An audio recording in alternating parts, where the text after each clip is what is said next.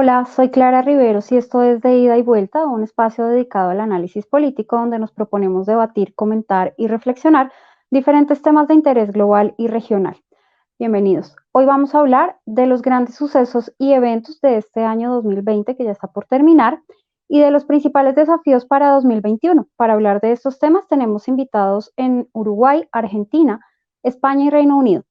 Quiero saludar en Argentina a Jorge Elías, periodista, conductor y columnista en Radio Continental y en el programa de televisión Universidad Crítica, director del portal de actualidad y análisis internacional El Interim. Jorge, bienvenido. Muchas gracias por acompañarnos.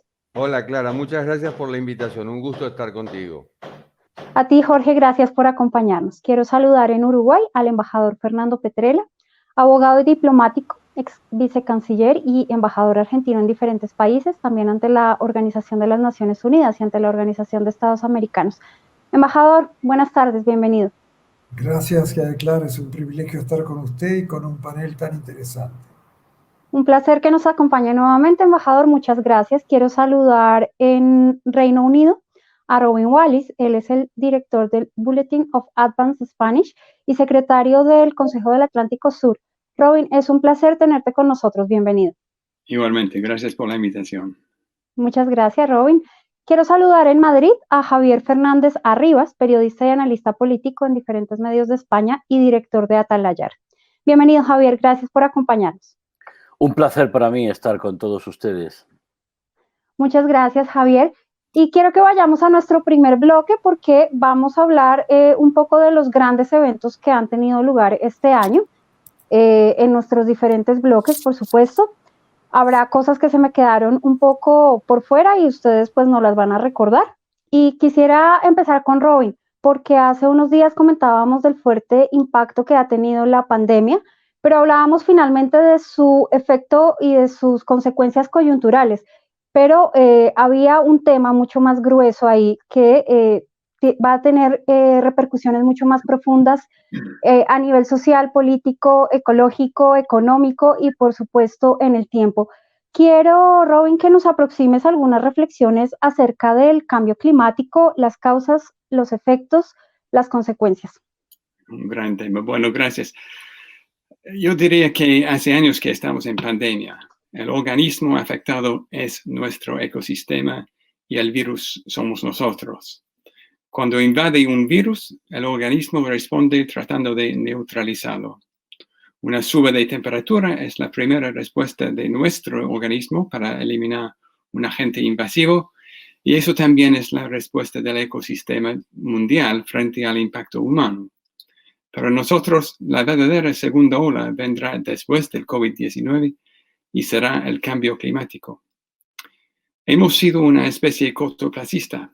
Evolucionamos con la obsesión de obtener lo necesario para sobrevivir el día de hoy, con escasa atención a lo de mañana o pasado mañana. La política refleja esa característica. Para hacer frente a la crisis climatológica, se proponen pautas inadecuadas para fechas lejanas y luego no se implementan las medidas necesarias para alcanzarlas. Acá en el Reino Unido, la concientización de la opinión pública se debe principalmente al documentalista pionero David Attenborough. Y este año estrenó un documental que se llama Una vida en nuestro planeta, en Netflix, y lo ha llamado su declaración testimonial sobre los tremendos cambios en nuestro ecosistema durante su larga carrera. Más que nada, demuestra que las especies prosperan cuando su hábitat prospera e identifica 5 pasos para restaurar el equilibrio del que depende nuestra supervivencia. Voy a mencionar esos 5 pasos. Primero, restaurar las zonas salvajes.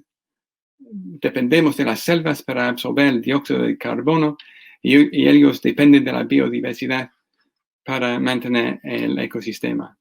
Costa Rica es el más destacado ejemplo de la reforestación.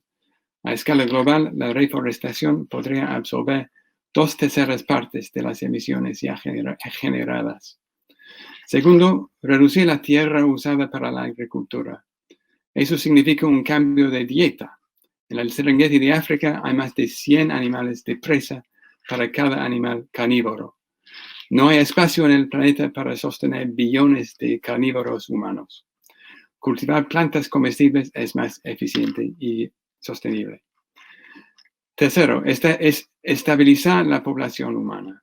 La educación universal, sobre todo para las niñas, ya ha logrado ese objetivo en ciertos países. 4. Garantizar la salud del océano. Esto es fundamental para reducir el carbono en la atmósfera. De momento, gran parte de los océanos están devastados por flotas pesqueras subsidiadas. Además, con un hábitat más saludable, más peces habrá. Ya existen zonas de no pescar. Si estas llegaran a cubrir una tercera parte de los océanos, garantizarían la abundancia de vida marítima para satisfacer las necesidades de la población humana. Y finalmente, número 5, desde el Sol llega 20 veces más energía de lo que necesitamos. Hay que usarla para reemplazar la energía contaminante y hacer que solo se usen las energías renovables. Para lograr eso, hay que prohibir inversiones de los bancos y los fondos de pensiones en los combustibles fósiles. La energía renovable es más barata, genera ciudades más tranquilas. Es una fuente de energía que no se agota. Entonces, para concluir, dependemos de la naturaleza y tenemos que vivir en equilibrio con ella. No hay otra opción. Debemos dejar de vivir aparte de la naturaleza y, en cambio, vivir como parte de ella. Robin, muchas gracias por tus pertinentes comentarios respecto a este tema tan relevante para nuestro presente, pero especialmente para nuestro futuro. Quiero ir con Jorge en Buenos Aires para que nos aproxime tu mirada sobre este tema tan vital. Es evidente, Clara, que el grito de Greta Thunberg entró por un oído y salió por el otro de los dirigentes políticos, aquellos que toman decisiones. En realidad, cuando hablamos de cambio climático, hablamos de emisiones de dióxido de carbono. Estamos hablando, por ejemplo, del respeto al Acuerdo de París, 195 países que lo firmaron en 2015 y del cual se salió Estados Unidos. Pero también estamos hablando del incendio de la Amazonía, por el cual Jair Bolsonaro, por una cuestión más que todo electoral, por una cuestión interna, recordemos que llegó al gobierno por 3 factores. Uno es bovinos, es decir, la agroindustria, el otro es balas, es decir, la seguridad, y el otro es Biblia, es decir, los sectores evangélicos de Brasil.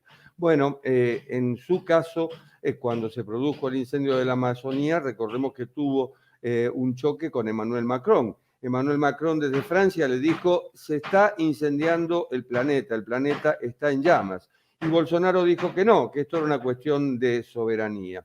Y cuando hablamos de incendios, hablamos de Brasil, hablamos de Bolivia también, donde Evo Morales permitió en su momento para tender una carretera que se incendiara parte de esa selva tropical que es el pulmón del planeta. También hablamos de Angola, hablamos de la República Democrática del Congo, hablamos de Alaska, hablamos de Groenlandia, hablamos de Siberia, es decir, no se produjeron solamente incendios en Brasil, hablamos de California, que fue lo último que ocurrió. Y un dato, en el mundo hay refugiados políticos, pero no hay refugiados ambientales. Y cada vez son más los desplazados y los refugiados a raíz justamente de esta crisis climática que es previa a la pandemia, que pareció en su momento que se apaciguaba justamente por el parate que produjo la pandemia y el confinamiento, y sin embargo los niveles nuevamente vuelven a ser alarmantes, y esa premisa del Acuerdo de París de reducir la temperatura global 1,5 grados o 2 grados, aún parece lejos y aún parece que los países comprometidos no están cumpliendo justamente con eso. Es decir, cambio climático, la lucha contra el cambio climático no son solamente autos híbridos o dejar de usar diésel, sino también tomar conciencia, y esa conciencia es la que falta justamente en el planeta. Jorge, muchas gracias. Pues efectivamente estamos viendo que esto no es de una región en particular, de un país en específico, sino que es algo que ha tocado a todas las regiones del mundo, a todos los continentes. Veíamos, como bien dices, incendios en Australia, pero también temas de inundaciones en países de Asia durante este año, y pues acá en América Latina y el Caribe también el tema de los huracanes y toda esta cuestión que tú estás retomando de la Amazonía, pues finalmente es algo que nos tiene que responsabilizar también a los ciudadanos de qué es lo que estamos haciendo y qué estamos haciendo muy mal además.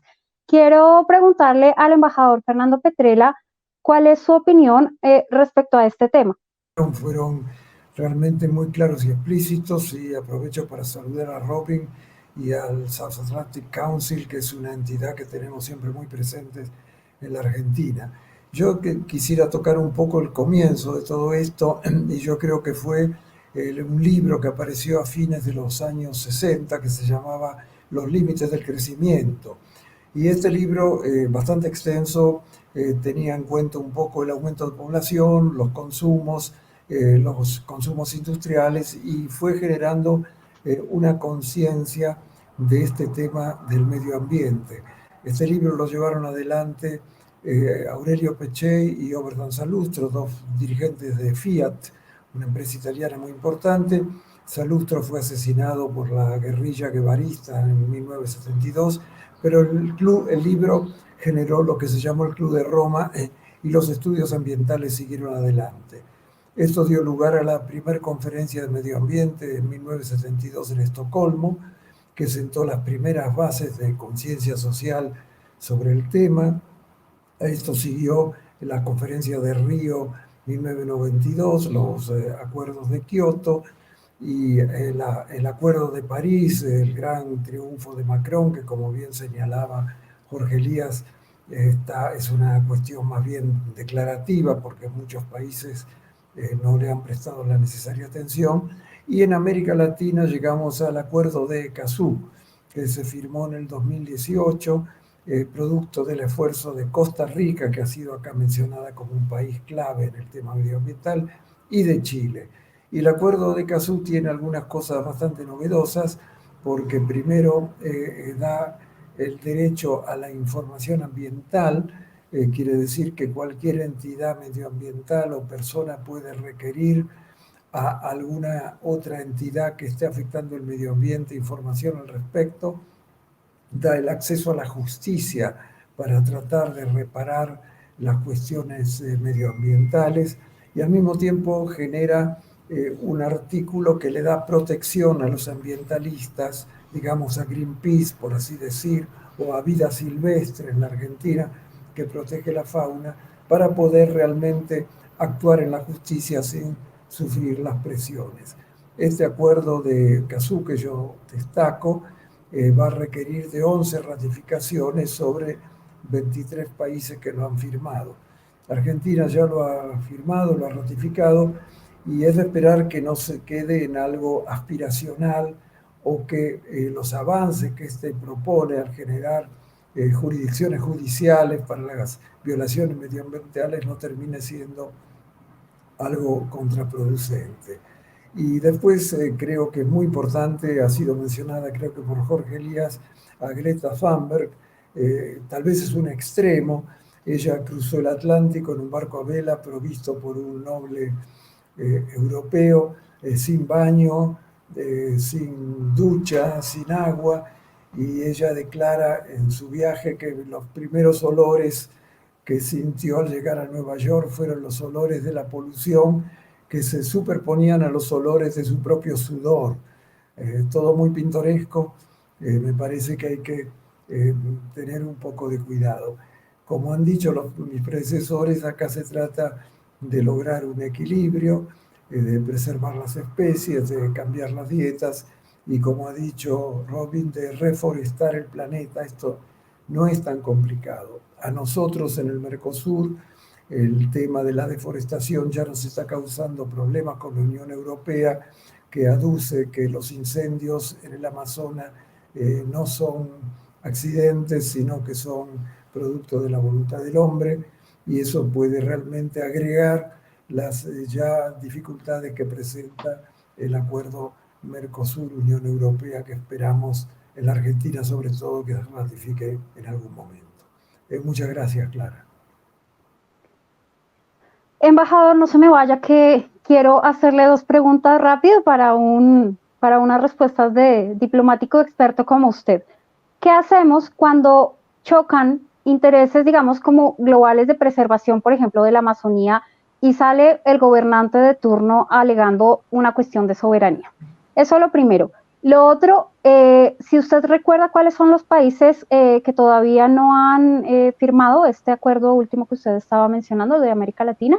Sobre el primer tema, evidentemente es una cuestión de soberanía, como es una cuestión de soberanía aducir la no intervención para evitar que la OEA, por ejemplo, se inmiscuya en las violaciones de derechos humanos o en las violaciones a la democracia que puede haber en países de América Latina. El problema con el medio ambiente es que hay industrias detrás, hay salarios, hay empleos, hay familias, hay ganancias, hay acciones. Este es el principal problema que yo veo. En cuanto a los países que todavía no han firmado el acuerdo, que no han ratificado, han ratificado muy pocos hasta ahora.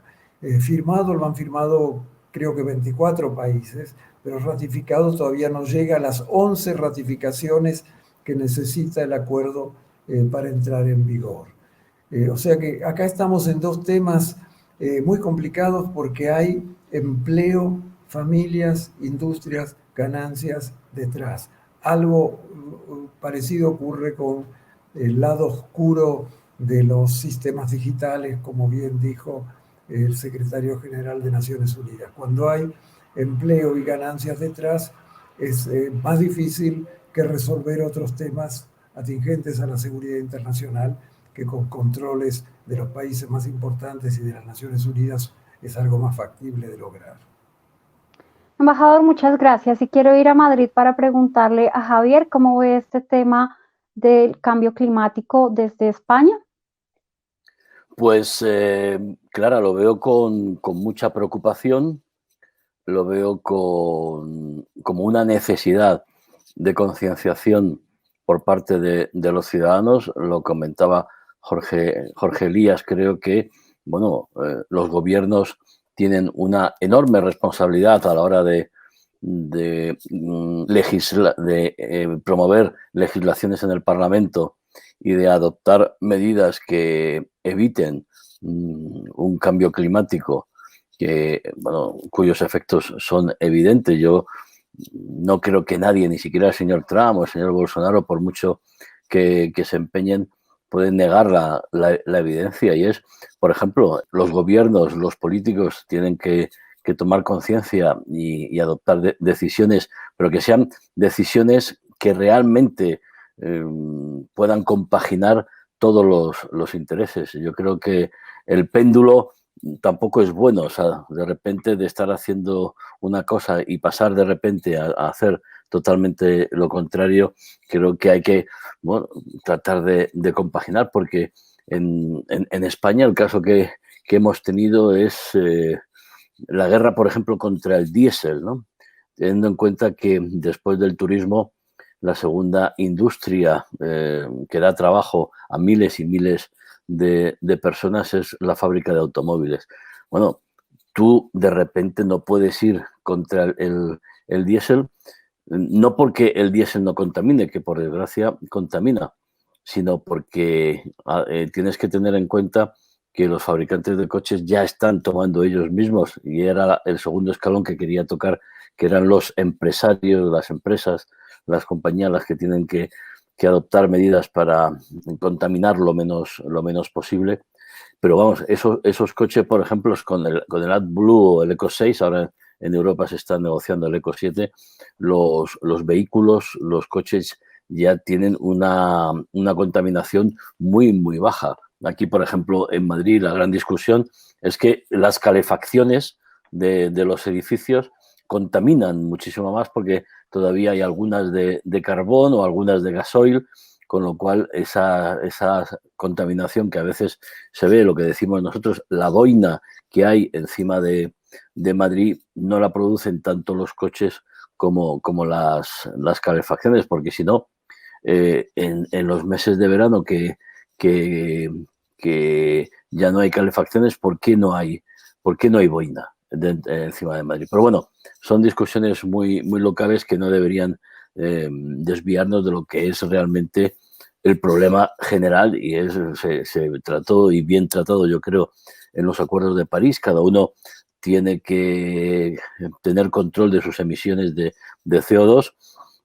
También hay picaresca de esto, porque yo recuerdo, y tú, Clara, me lo puedes corroborar o me puedes corregir, que, por ejemplo, una de las cuestiones que se daba, que cuando las FARC estaban en las partes montañosas y en las partes de la selva colombiana, pues ahí había cuotas de CO2 que se podían comprar y vender con algunos países occidentales. Una de las cuestiones que las FARC estaban manejando eran esas cuotas de CO2, curiosamente. Yo mantuve una serie de contactos con responsables colombianos, y no solo de Colombia, también de otros lugares de América Latina, que estaban negociando con eso.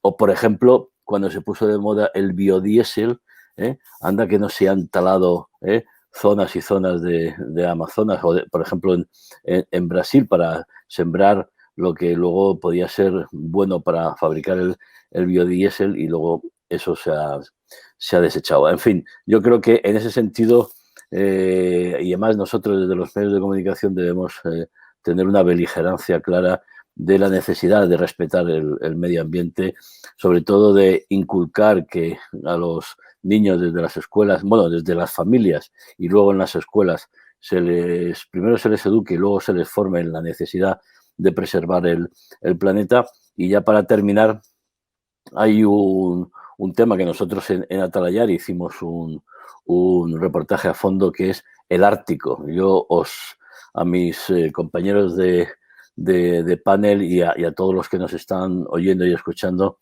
les referiría el Ártico. Ahora mismo en el mundo, buena parte de las tensiones entre las grandes potencias, sobre todo entre Rusia, Estados Unidos, etcétera, es por el control del Ártico. Se ha ido descongelando. Entonces, ahora mismo el descongelamiento del Ártico ha cambiado la navegabilidad de esa región, con lo cual, por ejemplo, si antes el transporte de mercancías por barco, que son millones y millones de toneladas al año, tú estás cambiando esa navegabilidad, acortando los plazos en casi una semana, dependiendo de los trayectos. Eso abarata precios, abarata costes, y el control de esa navegabilidad pues es lo que muchos están intentando pugnar. ¿Os acordáis que bueno, se tomó como una guasa, una broma, que Donald Trump quisiera comprar Groenlandia? Pues no era ninguna broma, además, porque además en el subsuelo del Ártico ahora sí se podrían explotar sus riquezas de hidrocarburos, petróleo y gas, que son bastante abundantes. Bueno, eso es una consecuencia del cambio climático, como los polos se están descongelando, y eso puede traer consecuencias, ya está trayendo consecuencias trágicas para todo el planeta en cualquiera de las regiones del mundo. Javier, muchas gracias, y me voy a quedar contigo para que pasemos a nuestro segundo bloque y hablemos de lo que ha significado esta crisis sanitaria global, esta pandemia del coronavirus, cómo nos encontró esto sin estar preparados, nos ha tenido encerrados casi todo el año. ¿Qué opinión tienes respecto a este, que sin duda ha sido como el gran evento del año? Y en eso, pues quizá los chinos tienen bastante que decir. ¿Quién nos va a contar dónde está el origen? ¿Cómo se ha creado? Si ha sido de una forma, bueno, accidental, por aquello de que el murciélago se comía a no sé quién, y luego al murciélago se lo comió no sé cuántos, y entonces así se transfirió el virus. O tenemos un virus de laboratorio, o como dicen los chinos, no, a nosotros el virus nos vino en productos congelados desde Occidente. Bueno, yo creo que a la hora de ver qué es esta pandemia, cómo se puede luchar contra ella, y sobre todo que a estas alturas, cómo podemos y debemos convivir con el virus, me temo que muchos años. Necesitamos tener más información, necesitamos saber cuál es el origen. Creo que ahí China y Wuhan tienen mucha información todavía que compartir con el resto del mundo. No sé yo, no voy a entrar en si hay necesidad o no de reclamar daños y perjuicios a China por todo lo que ha ocasionado, pero lo que sí es cierto es que este virus, uno, nos pone de manifiesto lo débiles que podemos llegar a ser los seres humanos, que pensamos que somos todopoderosos, incluso tenemos muchísimas armas o tenemos muchísimo dinero o tenemos muchísimo confort o tenemos muchísimas comodidades y luego resulta que todo eso hay un virus que es nada, que ni siquiera lo podemos ni ver, ni tocar, ni nada, que nos quita la vida y no solo nos quita la vida a los seres humanos, sino también que nos obliga a parar y que trastoca y lo que hace es llevarnos a la bancarrota a millones y millones de seres humanos de todos los países del mundo. Bueno, hablábamos antes del cambio climático. Es verdad que los mares, los cielos, al paralizar absolutamente todo, se han visto regenerados en estos meses de confinamiento, pero lo que también hay que tener en cuenta es la capacidad que tiene cada uno de los países de poder afrontar este tipo de pandemias. En el caso de España, yo diría que debería haber sido un caso europeo, pero no ha sido así, porque el problema que hemos tenido es que un país cerraba sus fronteras, otro las abría. En Madrid nadie controlaba a los pasajeros que venían desde Italia y sabiendo que en Italia la pandemia se había extendido bastante y no se tomaron medidas. Yo creo que esta pandemia pone de manifiesto la necesidad de que en política uno tiene que ser responsable y asumir responsabilidades más allá de las responsabilidades políticas. Es decir, bueno, yo lo he hecho mal, lo siento, me he equivocado, me voy a mi casa y ya está. No, oiga, mire usted, yo creo que en política habría que dar un paso más allá y cuando hay equivocaciones que cuestan la vida a miles de personas, las responsabilidades tienen que ir mucho más allá, tienen que ir a nivel penal y más sobre todo cuando tú tienes información desde el mes de enero, el mes de febrero y no tomas medidas hasta el 14 de marzo, que es lo que ocurrió en España. Ahí, bueno, decía antes, yo lo he sufrido, lo pasé mal y ahora creo que con las vacunas, porque ya estamos asistiendo hoy a los laboratorios que están pidiendo ya la licencia para poder comercializar las vacunas, una vez que las vacunas con más o menos efectividad se pongan en circulación, psicológicamente vamos a tener más o menos control. Yo supongo que tardaremos todavía algunos meses. La economía también, por ejemplo, el turismo tardará todavía en recomponerse, ¿no? Ahorita vamos a hablar de la economía. Ya, y termino. Pero lo que sí está claro es que debemos sacar muchas lecciones de lo que ha pasado y sobre todo sin miedo, pero con mucho respeto, convivir con un virus, bueno, que será como el de la gripe. En el año 2018 en España murieron 16.000 personas por la gripe normal y nadie dijo nada, nadie se alarmó ni nada por el estilo. Pero bueno, hay que superar también el problema psicológico que está creando este virus de poder afrontarlo y se quedará pues como el cáncer o los infartos de miocardio o la propia gripe normal, que al año se llevará la vida de miles de personas, pero nos acostumbraremos a ello y entonces recuperaremos nuestra vida normal, pero el daño ha sido gravísimo y en España, sobre todo, la generación que salió de la dictadura, la generación que hizo la transición, que salió de las crisis económicas, ahora en las residencias de mayores es la generación que se nos ha muerto sola y de una manera indigna, con lo cual, por eso decía antes que muchos dirigentes deberían tener responsabilidades penales y no solo responsabilidades políticas. Gracias, Javier. Quiero ir con Robin, que también está en Europa, para preguntarle cuáles han sido pues sus impresiones e incluso vivencias durante este año de pandemia? Ha sido un cambio obligado de hábitos, el hábito de pasar mucho tiempo afuera de casa, viajando por todas partes. De repente hemos tenido que adaptarnos a una vida más estática y mucha gente ha encontrado un aspecto positivo, viendo cosas que normalmente no ven porque están con demasiada prisa andando por el mundo. Pero para contestar a este punto decidí imaginar que un comité de intervención celestial se había reunido en el cielo para responder a las oraciones cada vez más urgentes de la humanidad, pidiendo una solución a nuestro primer punto, la crisis climatológica. Y los ángeles y los santos de ese comité decidieron, en fin, diseñar un virus suficientemente espantoso para que los seres humanos cambiaran sus hábitos, frenaran el crecimiento desmesurado de la población y reformaran su mala administración de los recursos naturales, pero sin recurrir a una matanza de escala diluviana. Suena razonable, ¿no? Y ese virus se parecería a esta pandemia que estamos sufriendo ahora.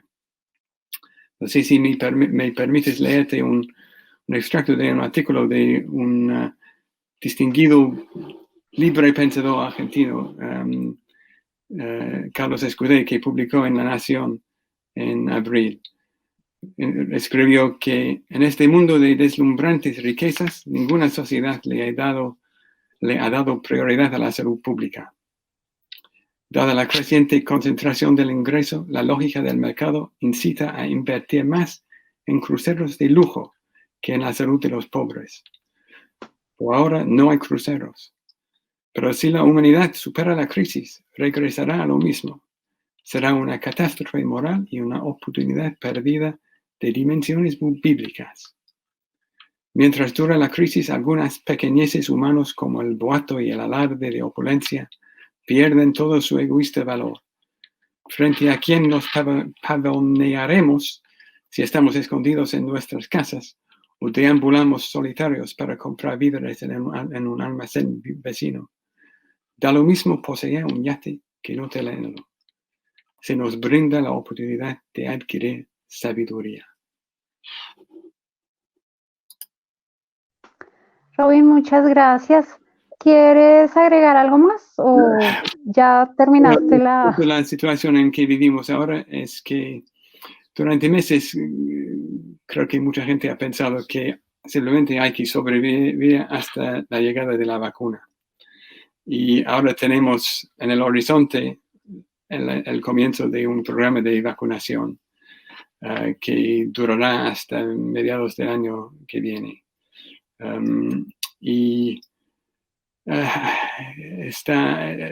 Siempre hay esta tensión entre el gobierno que aconseja cautela a la población, principalmente para no permitir que los hospitales colapsen.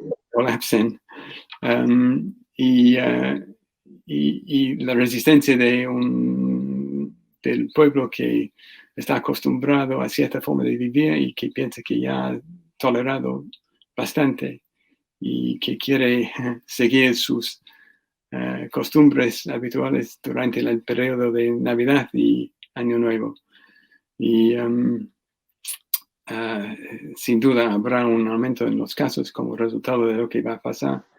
El gobierno ha dicho que habrá 5 días de relajo de las reglas durante Navidad porque sabe que si no lo dice, la gente va a comportar como quiera de todas formas y no hay más remedio. Ahí estamos. Muchas gracias, Robin. Y quiero volver de este lado del Atlántico con el embajador Fernando Petrella para que nos comente cuál es su impresión y de todo lo que ha significado este año pandémico, embajador. Gracias, Clara. Yo puedo suscribir a todo lo que han dicho los expositores que han hablado antes y a Robin, que se refirió a Carlos Escudé. Quiero decirle que Escudé está internado, afectado por COVID, y que todos esperamos que pueda salir adelante. Bueno, yo creo que para complementar un poco lo que ya se ha dicho, yo creo que habría que analizar el rol de China, el rol de la Organización Mundial de la Salud para mejorarlo, no necesariamente para ser crítico, porque nadie se esperaba una cosa así, hacer un análisis de las posturas que tomó cada país con relación a la pandemia y las consecuencias positivas o negativas que esas conductas dieron lugar. Por ejemplo, el caso de Suecia, que decidió, según tenemos entendido, ser muy flexible, el caso del Reino Unido, que al principio fue muy flexible, después fue menos flexible, el caso de Estados Unidos, que fue muy abierto, el caso de Brasil, el caso de Argentina, que tuvimos una cuarentena de 10 meses y que los resultados pueden también discutirse. Todo esto como para ver cómo podemos manejarnos en el futuro. En cuanto a la conducta de los seres humanos, que creo que acá nos hemos referido, yo creo que la naturaleza humana no cambia. El amigo español se ha referido a la gripe que vino después de la Primera Guerra Mundial, mató mucha gente, pero al poco tiempo los bisabuelos de todos nosotros estaban bailando el Charleston y París era una fiesta, según decía Hemingway.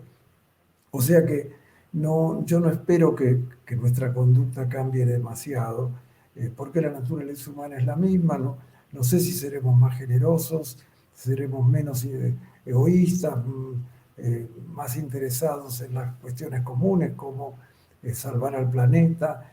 Todo esto va a requerir realmente un proceso de educación muy grande que tiene que llegar a través de las amenazas que implica una nueva pandemia o a través de la persuasión. Y ese es el trabajo de los intelectuales como vos, Clara, y de los colegas que acompañan acá en este panel. Y esto es todo lo que te podría decir sobre este tema. Muchas gracias.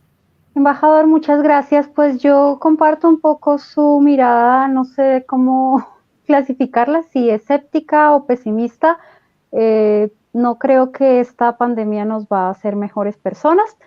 Embajador, gracias. Quiero ir con Jorge en Buenos Aires para que nos cuente acerca de este año pandémico, porque como nos adelantaba el embajador Fernando Petrella, creo que la Argentina ha sido el país del mundo con la cuarentena más larga del mundo. Suscribo las palabras del embajador, de Javier y de Robin.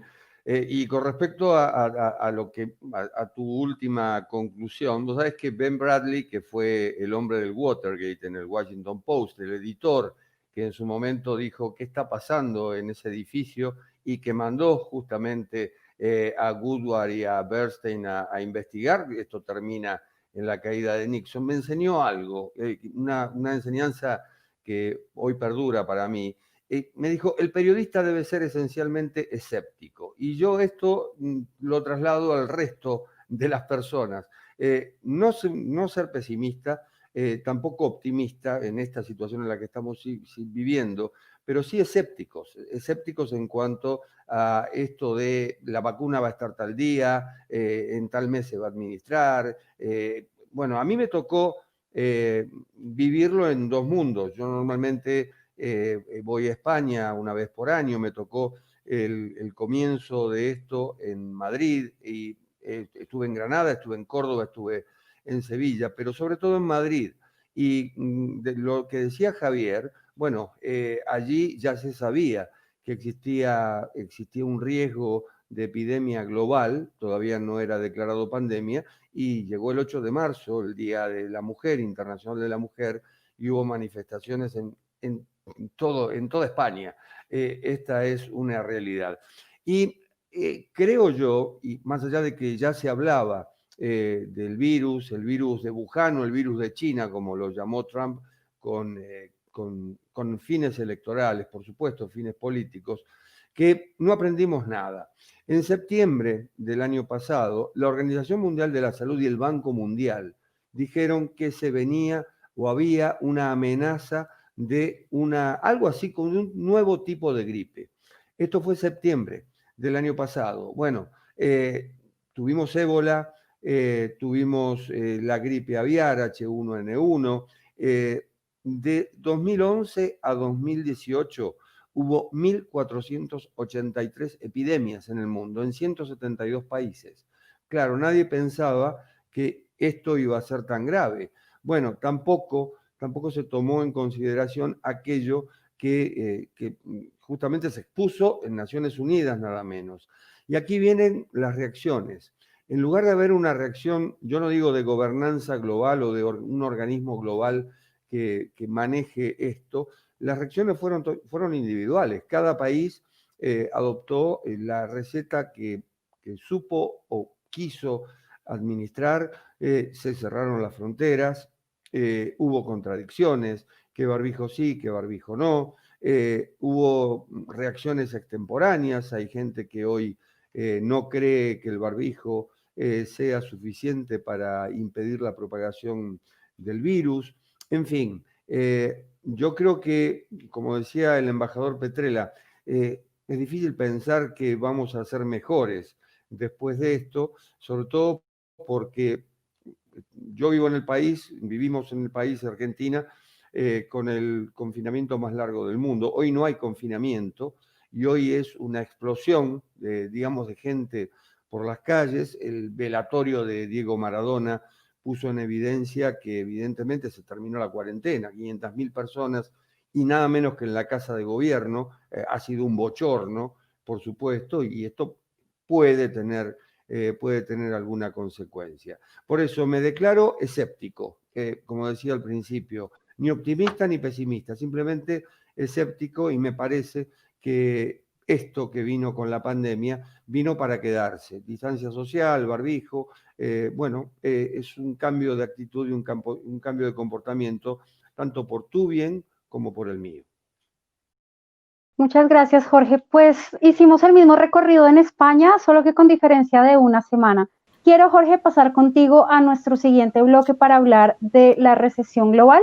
Es cierto que la economía en el mundo se ha visto muy afectada, sobre todo pues va a tener muchas repercusiones también en América Latina. Había países que ya tenían una economía bastante desastrosa, como la Argentina, por ejemplo. O sea, no vamos a decir que solamente el país está en crisis económica por causa de la pandemia, pero sí que ha golpeado mucho las economías a nivel global y a nivel regional. ¿Cómo ves este tema? Bueno, también tiene que ver esto con la actitud frente a la pandemia. El cierre de fronteras también cerró la cooperación. La cosa es que la cooperación internacional ha sido mayor durante la crisis global de 2008, la crisis inmobiliaria de 2008, que durante la pandemia. E inclusive ha habido más cooperación en la lucha contra el terrorismo, en la lucha contra el lavado de dinero, que durante la pandemia. A algunos países, mencionabas Argentina, pero también hay otros con deudas y demás, bueno, les toca negociación, las negociaciones, en el caso de Argentina con bonistas privados primero y luego con el Fondo Monetario Internacional, que es la que se está desarrollando en este momento. Es posible, y esto es absolutamente azaroso, es posible que la circunstancia global ayude justamente a renegociar esa deuda, pero eso no quita que la economía sea efectivamente desastrosa. Bien la definís, con un 40% de pobreza, en fin, con un desempleo fenomenal, con pymes, es decir, pequeñas y medianas empresas que han debido bajar la persiana justamente por el confinamiento y por la pandemia. Y esa disyuntiva que se ha planteado, que muchos dicen, bueno, es absurdo, economía o salud. Economía es, sigamos la vida más o menos normal, con los cuidados que corresponden, pero que no deje de funcionar justamente la economía, caso Brasil, caso Estados Unidos, por poner ejemplo. Y salud, confinamiento, cierre de fronteras, pero cierre ya no de fronteras externas, también cierre de fronteras internas. Javier lo puede corroborar con lo que pasa en España, con lo que pasa en Italia, con lo que pasa en Francia. En su momento en Madrid cruzabas una calle y resulta que ibas a un barrio en el cual tenías impedido el acceso. En Argentina pasa otro tanto, con circunstancias realmente muy dolorosas. El caso de una mujer de 33 años con cáncer de mama que pedía solamente ver a su padre en la provincia de Córdoba. Su padre fue desde la provincia de Neuquén, junto con su cuñada discapacitada, y le impidieron el ingreso en la provincia, cuando la Constitución garantiza la libre circulación. Se lo impidieron y lo escoltaron en forma humillante hacia Plaza Winkle, esto en Neuquén, y la hija murió sin el padre. Lo mismo ocurrió en otra provincia hace muy poco, en Santiago del Estero, en el cual un padre y una madre llegan allí al límite, porque no se puede hablar de fronteras, estás dentro del mismo país, al límite con una niña de 5 años con un tumor en una pierna, le impiden ingresar con el vehículo y el padre camina 5 kilómetros para que la niña sea atendida con el trauma que significa todo esto. Y hay otra provincia, que es la provincia de Formosa, en la cual se impide el ingreso de formoseños, es decir, de gente que tiene su domicilio o su residencia allí. Lo cual también te habla, Clara, por un lado, de la solidaridad que ha creado la pandemia, pero también de la mezquindad humana y, en cierto modo, de la inhumanidad en estos casos que son dolorosos, pero que es bueno compararlos. Yo te hablaba del funeral de Maradona con 500.000 personas en la Casa de Gobierno, invadiendo la Casa de Gobierno, y de un gobernador afín al gobierno nacional que le impide el ingreso a gente de su propia provincia. Sí, hemos seguido esa situación de los casos que describes y por supuesto el caso del funeral de Diego Armando Maradona que acaparó toda la prensa mundial ha sido algo muy impactante de ver. Muchas gracias, Jorge. Quiero preguntarle al embajador Petrella cómo ve él esta situación para la economía global, esta situación de crisis económica a nivel global. Gracias, Clara. Bueno, yo creo que el G20 se ha estado ocupando un poco, sobre todo de la deuda de los países más pobres, que va a ser necesario ser renegociada de una manera razonable como para que estos países puedan levantar la cabeza. Ahora, está claro, como ha señalado Jorge Elías, que la pandemia afectó a todas las economías del mundo. La economía argentina venía ya golpeada por una deuda adquirida muchos años atrás, que se fue tratando de manejar de manera más o menos exitosa, a veces mejor, a veces peor, pero la situación está ahí. A mí se me ocurre que solamente se puede salir con mayor intercambio, con mayor comercio, con mayor cooperación entre los países. Yo no sé si vale la pena poner un ejemplo bueno de China, que ha sido tan criticado últimamente, pero China aprovechó el vacío político dejado por Donald Trump al retirarse de los acuerdos comerciales y pocos días atrás ha firmado un acuerdo comercial con toda el Asia que incorpora 2 millones, no sé, muchos millones de personas, 2.100 millones de personas creo, y casi el 30% del PIB mundial.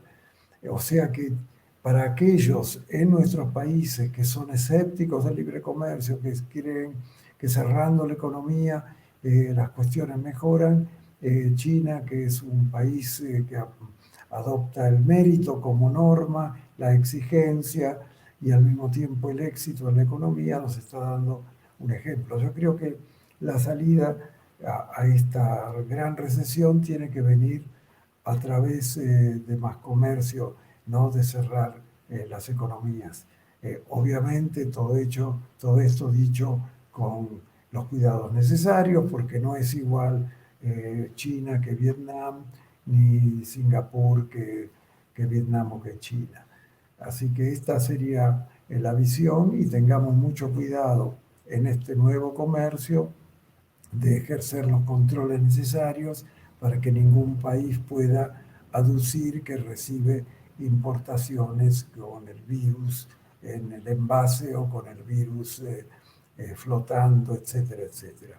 O sea que estas son mis reflexiones, no demasiado originales, pero son las que en este momento me inspira mi experiencia. Gracias, Clara. Muchas gracias, embajador. Quiero preguntarle a Robin cómo ve en Reino Unido esta situación de recesión global y cómo se está viviendo en Europa. Bueno, primero quiero agradecer al embajador Petrella su amable saludo y la noticia sobre el compañero Carlos Escudé y a quien recibió su mensaje de solidaridad en sus momentos de luchar contra el virus. En Europa, el enfoque del debate se ha tornado alrededor de la cuestión de las ayudas entre la Unión Europea y los Estados miembros, sobre todo en España. Sin duda, Jorge nos hablará Javier nos hablará más de ese punto. En Gran Bretaña, el gobierno ha decidido que no tiene más remedio que firmar la factura para las necesidades que se han planteado. Es imprescindible que los negocios todavía existan cuando salgamos de la crisis sanitaria, así que para que existan empleos y que siga funcionando la economía. Entonces, repetidas veces han extendido el plazo para los pagos del subsidio al salario para la gente que está temporalmente sin ingresos. Iba a añadir que lo alentador de la situación son los pronósticos para una rápida recuperación de la actividad cuando salgamos de la crisis y con el avance del programa de vacunación. En este país y en otros parece que los gobiernos ven la reconstrucción post-pandémica como oportunidad dorada para fomentar la energía renovable. Y las industrias verdes podrán crear empleo, estimular las exportaciones y, de propina, ayudar a cumplir las metas de los varios acuerdos climatológicos que mencionábamos antes. Hay que tener en cuenta que hace una generación ciertas industrias establecidas colapsaron debido a un giro de la economía global. Y en la coyuntura de hoy puede ser que la agricultura y los minoristas tendrán que orientarse hacia, como decía antes, una menor producción de carne para reflejar mayor conciencia del daño causado por el cruel de los animales. La aviación tendrá que adaptarse a nuevas expectativas en un mundo donde ya no será realista ampliar constantemente la capacidad de los aeropuertos, como se había previsto antes de la crisis. Y los productores de los combustibles fósiles ya se han dado cuenta de que el mercado empieza ya a dar la espalda al coche tradicional y que el futuro del transporte parece que va a ser eléctrico. Así que así veo los efectos económicos de momento. Muchas gracias, Robin. Y vamos a ir rápidamente a Madrid con Javier para que nos comente cuál es su análisis de esta situación de crisis económica y de recesión global. Javier. La recesión global va a afectar a todos. El problema es que los ricos van a ser más ricos y los pobres van a ser más pobres, sobre todo por los recursos que van a tener a su alcance. De ahí la necesidad de una acción coordinada, que es lo que yo reclamaba, y que, bueno, Europa no ha actuado de una manera coordinada a la hora de abrir o cerrar sus fronteras, a la hora de controlar a los infectados y poder evitar los contagios, pero sí ha tenido una reacción con ese plan de recuperación que ahora están bloqueando Hungría y Polonia, porque algunos países europeos están vinculando al Estado de Derecho, al grado de democracia que tiene cada cada país la concesión de esa financiación, de ese plan de recuperación. Recordemos que son 750.000 millones de euros. Bueno, es normal que los países que ponen ese dinero, que más o menos pueden tener cierto superávit y que pueden permitir que dentro de lo que es el presupuesto comunitario de aquí al año 27, pues ese presupuesto pueda llevar allí una determinada cantidad para la recuperación. Es verdad que a España se han calculado que podrían llegar 140.000 millones, pero los países que tienen que firmar esa salida de dinero exigen que haya unas garantías, primero, en qué se gasta, segundo, en unas condiciones que sean bien para todos, y tercero, y que tengan una repercusión directa para la Unión Europea.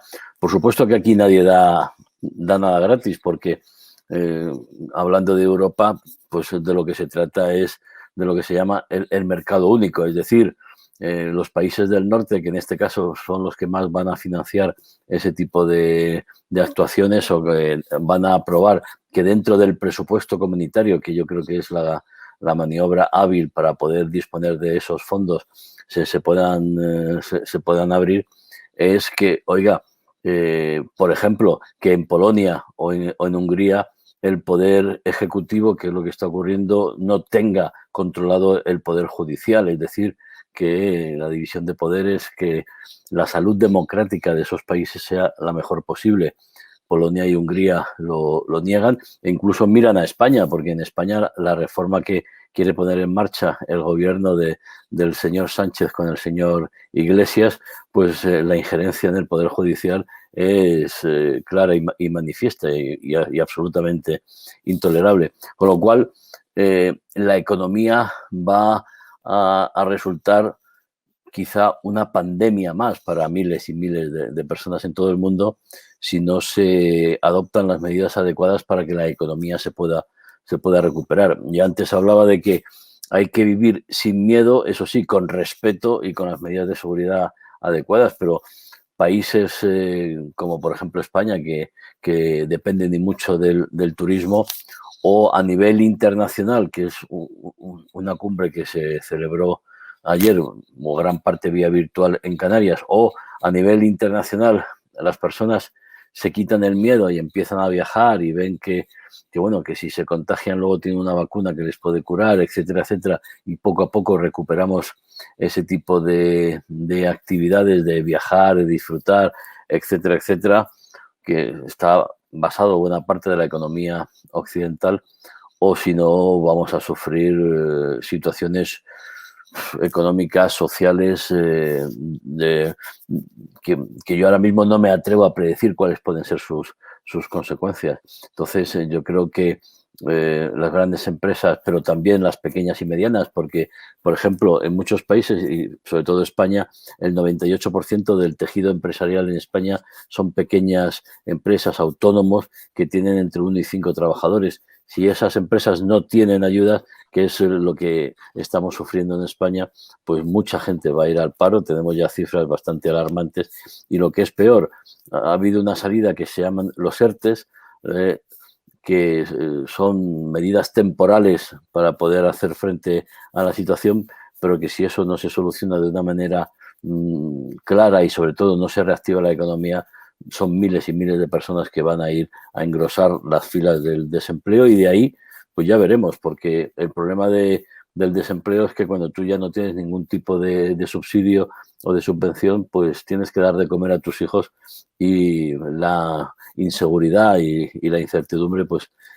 crea todavía unas condiciones peores para vivir. Quiero que pasemos a nuestro cuarto bloque, y voy a ir con el embajador Fernando Petrella para preguntarle cómo ha visto a nivel global las situaciones de tensión, de conflictos en el mundo, pero también quizá unas que tenemos más cercanas en nuestra región, como son los populismos como una amenaza a la democracia, y también esa atracción que sienten nuestras sociedades, e incluso pues que también vemos en Europa, que son, digamos, democracias y estados de derecho mucho más sólidos. Atracción por los liderazgos autoritarios, embajador.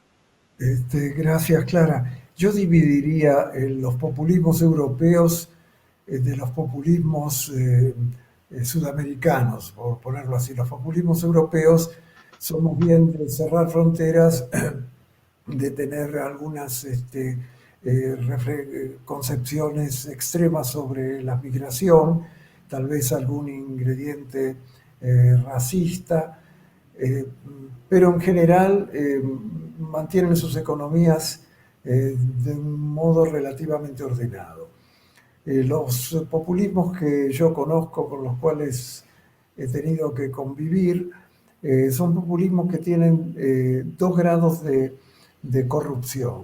Primero, la corrupción administrativa, que es el manejo confuso de los recursos, que tiende a desviar recursos de los sectores que contribuyen, de los sectores privados, a canales que después no se pueden encontrar con claridad, y la corrupción administrativa, la corrupción política, que es aquella que tiende a permanecer permanente en el poder, estirando y presionando las constituciones.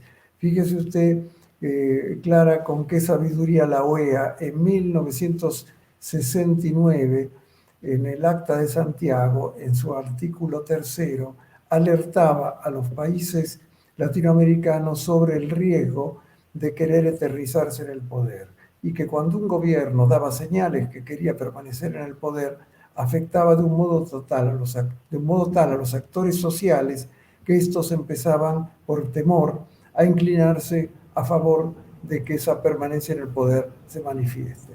El último ejemplo de esto lo hemos tenido en el episodio de un país muy querido por todos nosotros, que es Bolivia, donde Evo Morales, con todo respeto a su persona y a su forma de ver las cosas, quiso quedarse en el poder, afectó su constitución, presionó la justicia y finalmente dio lugar a un enorme desorden que lo obligó a salir del país.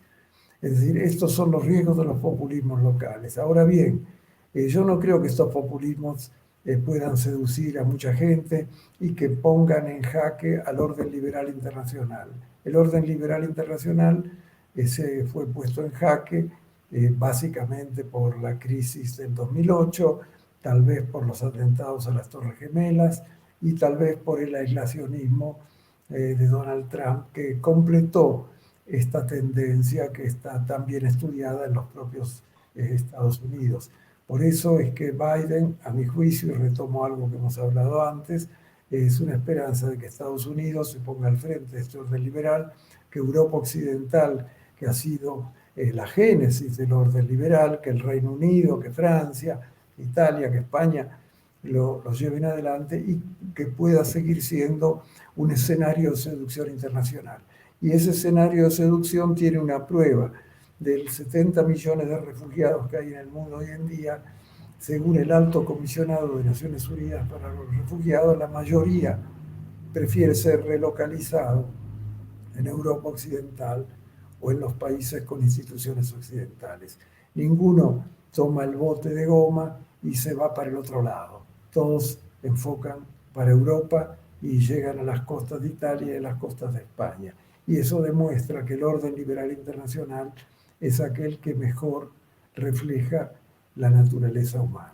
Y con esto yo les diría que cierro, porque no podría hablar de una semana de este tema, pero no debo ser el Yo voy a asistir a su clase, embajador.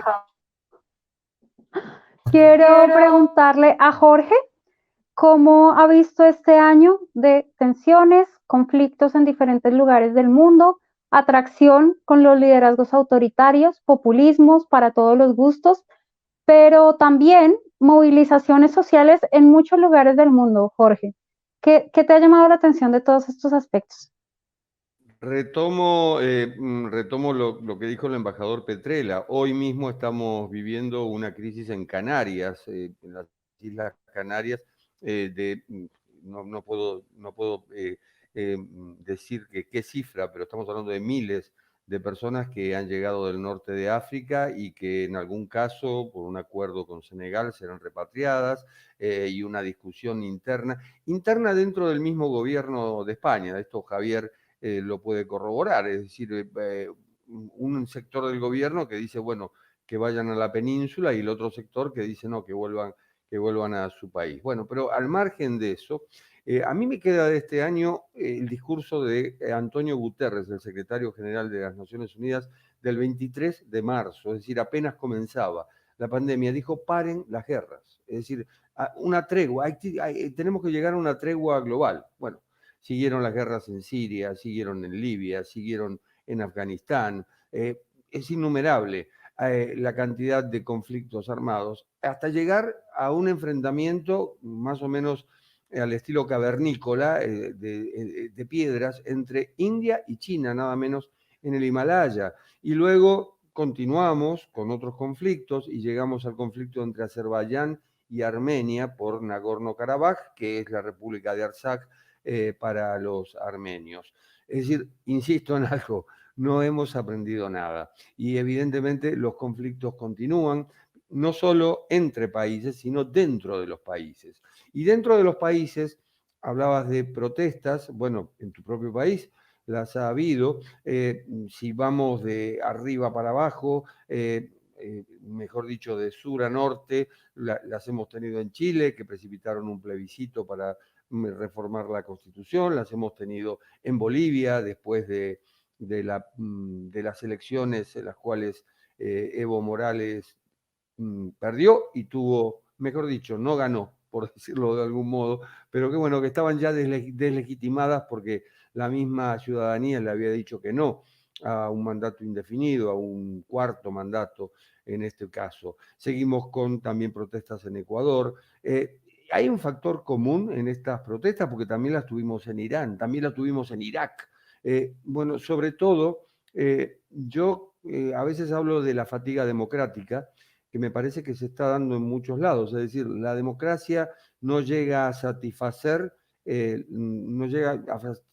las demandas de la población. Esa desigualdad de la cual hablaba Javier, que cada vez se extiende más, el 1% contra el 99%, seguimos hablando más o menos de los indignados o de Occupy Wall Street, es decir, aquello que apareció en 2011 y que no fue reparado. Y también creo, Clara, que podemos hablar de la uberización de la política. Es decir, hoy tienen más predicamentos movimientos sociales que partidos políticos tradicionales. Por eso, los movimientos sociales apuntalan a autócratas. Es decir, estamos hablando de gente que sale a las calles por una demanda en particular, los chalecos amarillos en Francia, por ejemplo, el trumpismo en Estados Unidos, y así sucesivamente. ¿Quiénes apoyan a Erdogan en Turquía? ¿Por qué Putin se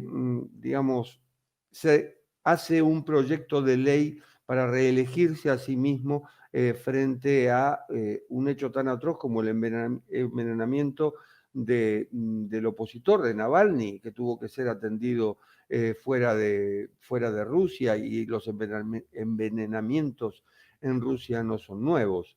En fin, creo que hay estos conflictos que pedía Guterres que se frenaran entre países, cosa que no ocurrió, también ocurre dentro de los países, y allí es donde está el gran dilema de cara al año 2021. Ahorita vamos a pasar con los desafíos del año 2021. Quiero ir a Madrid con Javier para preguntarle, porque él sigue mucho zonas y regiones del mundo que han tenido y siguen en conflicto.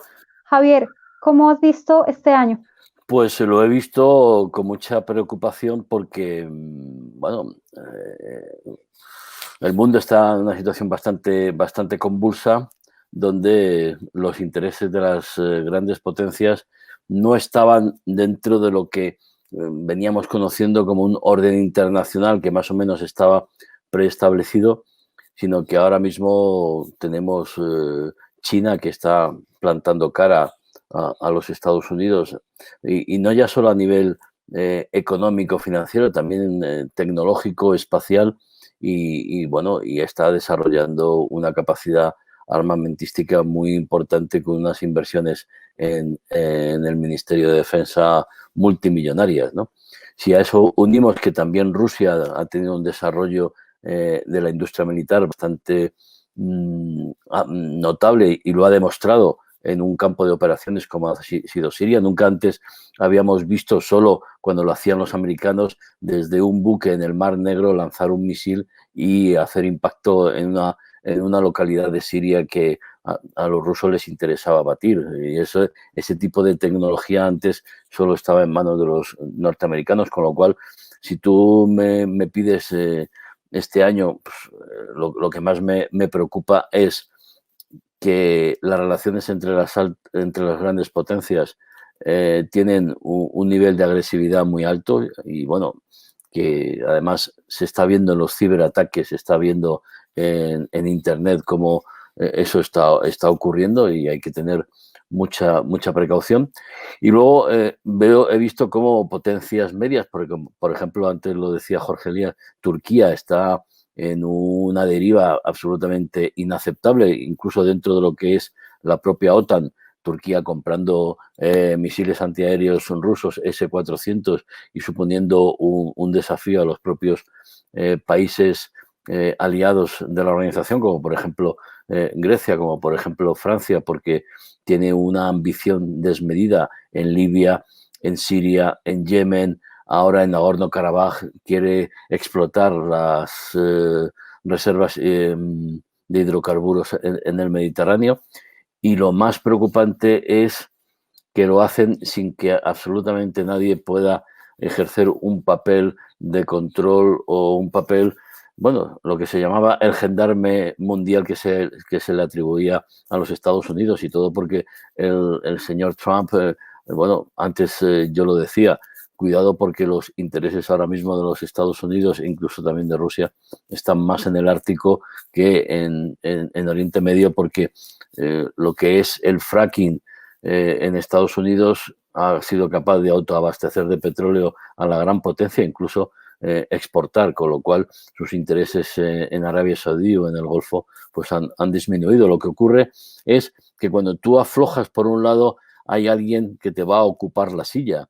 Y es lo que ha ocurrido con Estados Unidos en esa zona de Oriente Medio, que, bueno, hemos asistido a cuestiones casi de película de ciencia ficción, como soldados norteamericanos abandonaban una base en territorio sirio en el norte y a las 48 horas era ocupada por soldados rusos.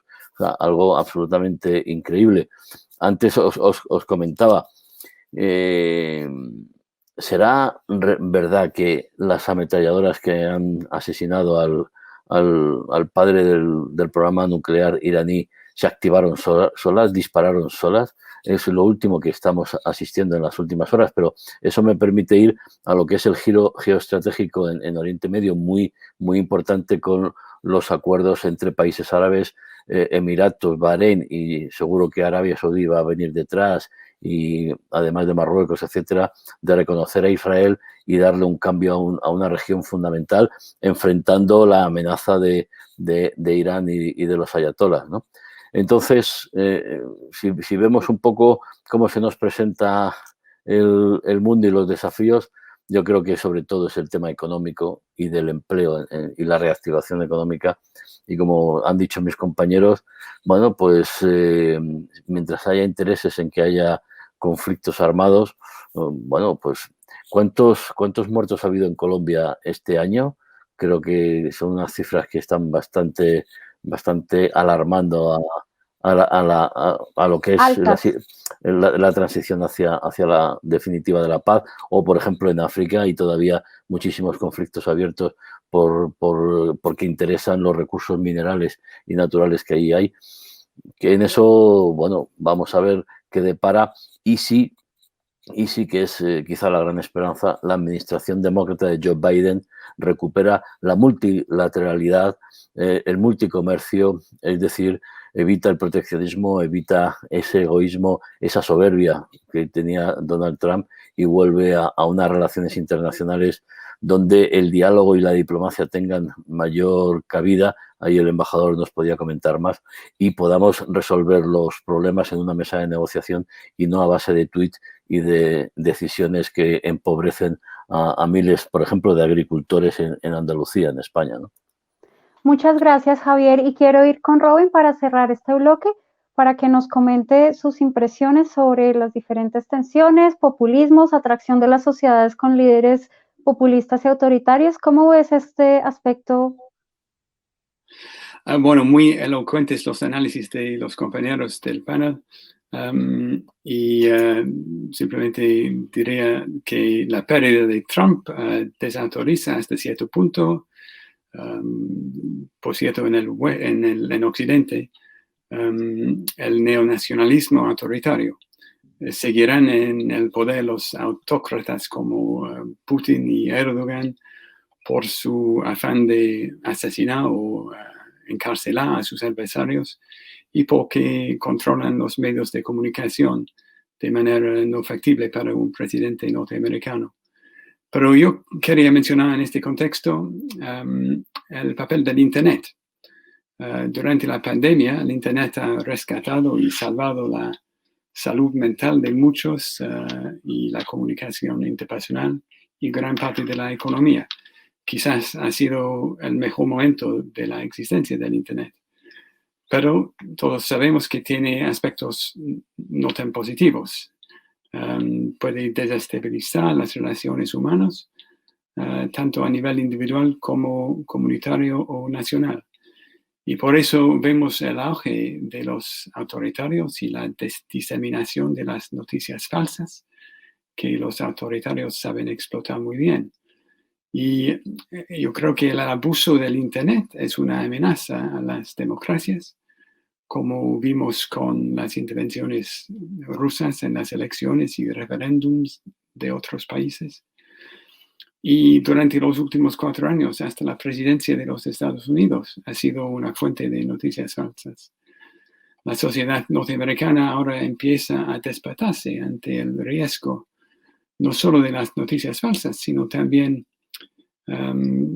como se ve en el documental The Social Network, el riesgo de las redes sociales y el control que ejercen sobre el cerebro humano sin asumir la responsabilidad que eso representa. Difícilmente se puede legislar para controlar estos fenómenos, pero sin ajustes y alguna conversación a nivel nacional, su influencia acabará socavando la capacidad del Estado y el equilibrio psicológico de los usuarios. Por eso me parece que una iniciativa sumamente deseable sería establecer el análisis crítico como materia obligatoria en cada sistema escolar del mundo. Si enseñamos a los escolares a identificar la manipulación llevada a cabo por gente nada piadosa, tal gente tendría terreno menos fértil para sembrar las mentiras de las que depende. Muchas gracias, Robin. Muy pertinentes tus observaciones y que comparto completamente. Quiero pasar contigo a nuestro último bloque para hablar de esos desafíos del próximo año, de 2021. Bueno, el coronavirus nos ha dado una oportunidad. La próxima gran cumbre climática iba a celebrarse durante la presidencia de Trump, quien habría garantizado su fracaso. Gracias al microscópico virus, Trump fue derrotado y la cumbre se ha aplazado hasta la presidencia de Biden, quien parece comprender la urgencia de la tarea. Entonces, tengo cierto optimismo hacia el progreso sobre el acuerdo climático para el año que viene. La concientización pública y la enseñanza en los colegios y mediante los medios de comunicación serán claves para más progresos en las áreas que hemos conversado hoy, como la cuestión del cambio climático. Y para mí una prioridad tiene que ser exponer la cadena que une al consumidor en un supermercado de un país rico con el obrero en un país pobre empleado para talar los árboles de la selva. Romper esa cadena es imprescindible. Requiere la concientización de los consumidores y los minoristas y la sustitución de ingredientes insostenibles en la producción de los alimentos y la reubicación del personal empleado en la destrucción de las selvas. Otras prioridades en tema no tan verde serían las elecciones al Senado en el estado de Georgia, en Estados Unidos, que van a tener mucho impacto sobre la capacidad de actuar de la administración Biden. Obviamente las campañas de vacunación global serán un enorme desafío, además de hacer que la vacuna llegue a todas partes del mundo. Y en ese contexto quiero responder a un comentario de uno de los colegas antes, que decía que 2020 no ha sido un año de mucha ayuda mutua internacional. Me parece que en este tema de la vacuna ha habido cierta cooperación admirable internacional. Por ejemplo, la vacuna de Oxford se desarrolló mediante un programa de cooperación con entidades en el Brasil, ¿no? Y hay mucho énfasis aquí en la posibilidad de hacer que una vacuna relativamente barata pueda llegar a todos los países del mundo. Es parte de la misión explícita del laboratorio de Oxford. Y otro tema que mencionar para concluir es que habría que fortalecer la enseñanza, sobre todo en el mundo en vías de desarrollo, para compensar las oportunidades perdidas durante la pandemia. Bueno. Robin, mil gracias por acompañarnos. Ha sido un gran placer tenerte con nosotros y encuentro muy pertinentes todas tus reflexiones y análisis sobre estos grandes temas, pero también sobre los desafíos que enfrentamos de cara a 2021, pero a un futuro más amplio. Muchas gracias, Robin. De nada, he tenido muchos celos de los participantes en los países de calor, porque estoy aquí, estamos temblando del frío, no tengo, pero aparte de eso ha sido un gran placer. Muchas gracias, Robin. Quiero ir a Madrid con Javier para que nos hable de esos desafíos de 2021. Recuperar nuestras vidas, yo creo que es el mayor desafío, recuperar la relación con nuestros semejantes.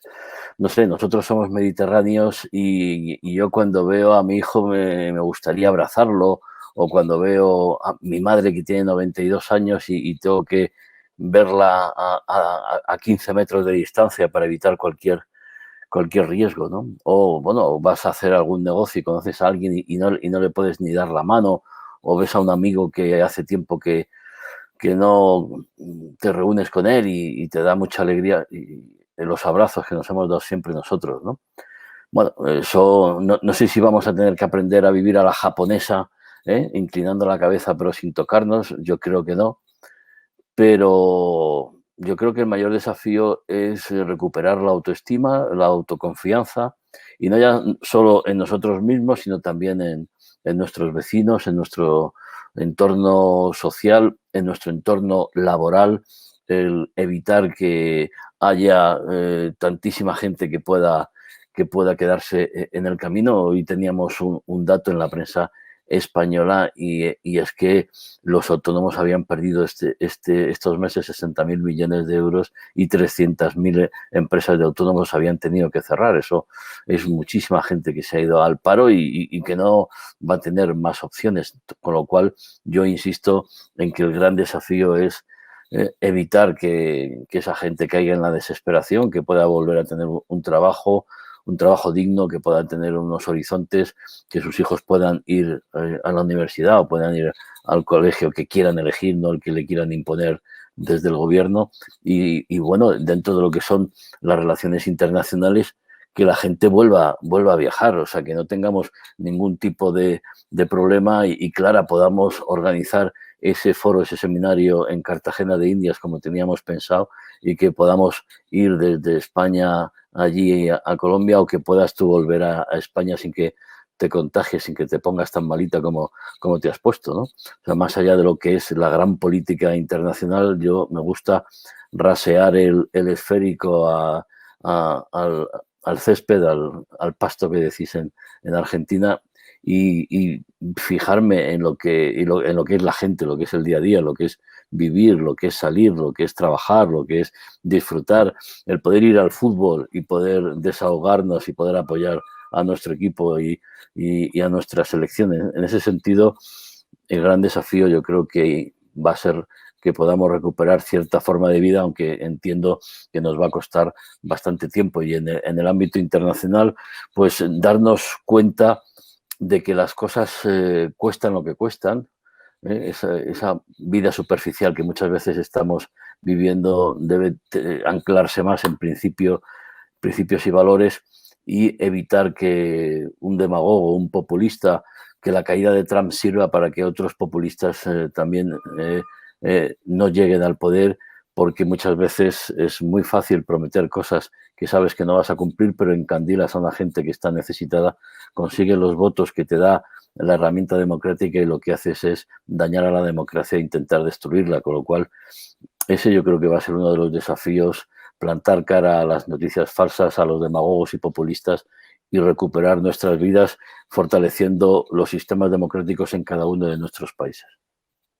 Javier, muchas gracias. Y fíjate, tratando de ver el lado bueno como hizo Robin, pues que ahora que hemos tenido que suspender durante todo el año nuestro evento de Cartagena, pues ya vas a tener más invitados, tienes que invitar a todos tus invitados de panel y te va a dar más tiempo de aquí a que haya una vacuna para que podamos encontrar un sponsor que nos financie todos los desplazamientos de nuestros invitados en Europa y en América Latina, Cartagena de Indias. Por supuesto que me encantaría tenerlos a todos aquí. Por supuesto, y a mí también. Respecto a eso último que dices, pues fíjate que veía yo, escuchaba a un investigador del Instituto Getúlio Vargas de Brasil, porque acaban de tener elecciones municipales. El alcalde de Sao Paulo, creo, ha ganado y es de los moderados, digamos, y lo que decía, lo que apuntaba este analista, es que en Brasil empieza a recuperarse el valor por las formas democráticas. Cierto.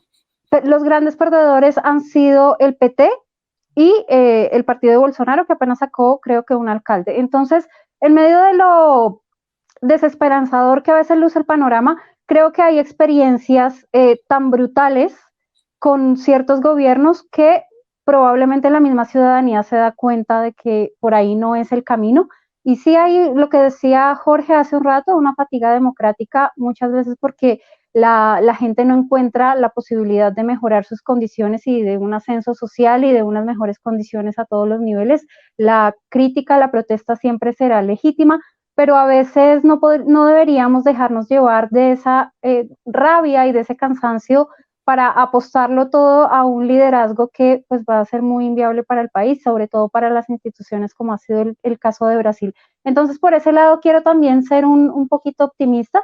Te agradezco mucho que nos hayas acompañado en nuestro programa de hoy, y quiero ir a Buenos Aires a preguntarle a Jorge cuáles son esos desafíos que ve de cara a 2021.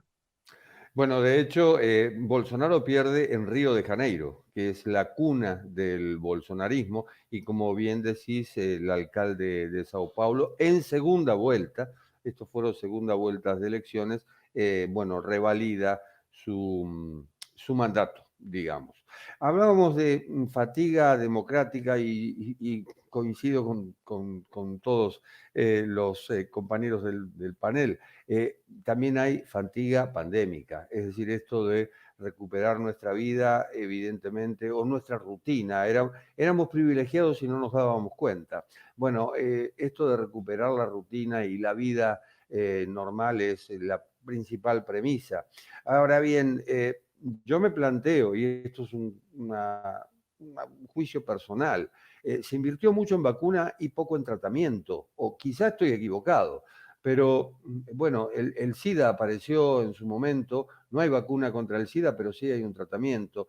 Y en estos casos no se ponen, o en este caso no se ponen de acuerdo a ver qué tratamiento.